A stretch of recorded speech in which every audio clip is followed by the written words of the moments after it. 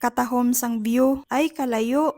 Di na inyo lugar, Lods. Kag-ari ang akong reaksyon kada tawgon nyo ko, Lods. Balaan nyo gud nga loading ko ba? So ari na ang sabat sa mga comments nga permi ko nagaka-receive sa previous ko nga vlogs. Naga-star kami sa nabukid nga bahin sang Moises Padilla. Kag para makaabot kami sa amon nga lugar, kinahanglan maglakat kami sang sobra isa ka oras. Depende kung diin dampi mo balay. Kaya ang mga balay diri sa amon halos wala nagatinopaday. So kung mga pika kag wala ka kalamay ay iula na lang na. Char lang, sa bukid ang palibot kun aga katawhay. Pero ang sulod sang panimalay, alas 4 pa lang sang kaagahon, ganilagatik na ang kusina para maghimos naman pakadto sa ilang nga mga obra. Kag ang kalabanan nga obra diri amo ang pag-obra sa kampo, kag kinahanglan temprano pa magsugod para hindi pa tama kainit. Ang kalabanan nga mabasahan ko sa comments sa mga previous ko nga videos, nga kanami sa bukid, ang kabuhi, simple, tawhay, basta pisan ka lang, makakaon ka gid. Correct.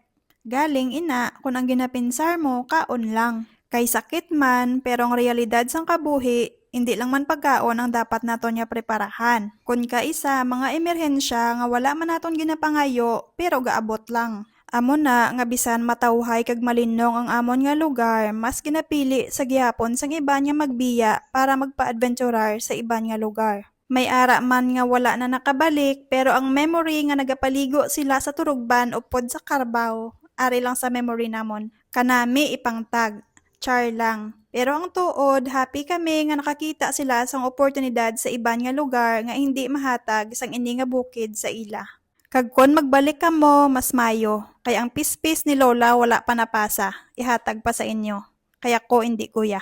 Char lang, hihihi. Actually, isa man ko sa mga nagapangayaw obra sa iban nga lugar kay didto ko nakakita sang oportunidad. Nagapuli ako sa bukid kun may time, hindi lang para mamubod sang manok, kundi para makaupod ko man ang ako nga ginikanan kag ang iban ko man nga pamilya para maka-create man kami sa mga memories. Kag nag-decide ko nga i-document ang life nga may-ari kami diri sa bukid. Kay nagalakat ang time, kag gusto ko ma-document ang moments, ang efforts, kag syempre ang kahubin sa mga tawo nga naga-star diri. Kag siguro amo nang rason kun nga damo ko nagkakabasahan sa comments nga nahidlaw sila sang amo ni nga klase sang kabuhi.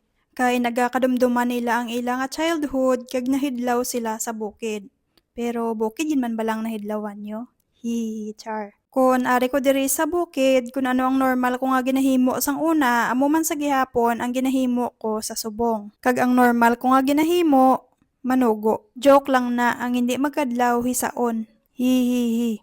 May comment man ko nga nabasahan nga mayo kuno kay wala namon ginakahuya ang kabuhi namon sa bukid. Oo, kag dapat lang nga hindi kami mahuya kay wala man sang dapat nga ikahuya. Naka-tener kami sa syudad, yag isa lang ang realization ko. Nga bisan diin kapag star, mabaka-baka ka man gyapon para mabuhi.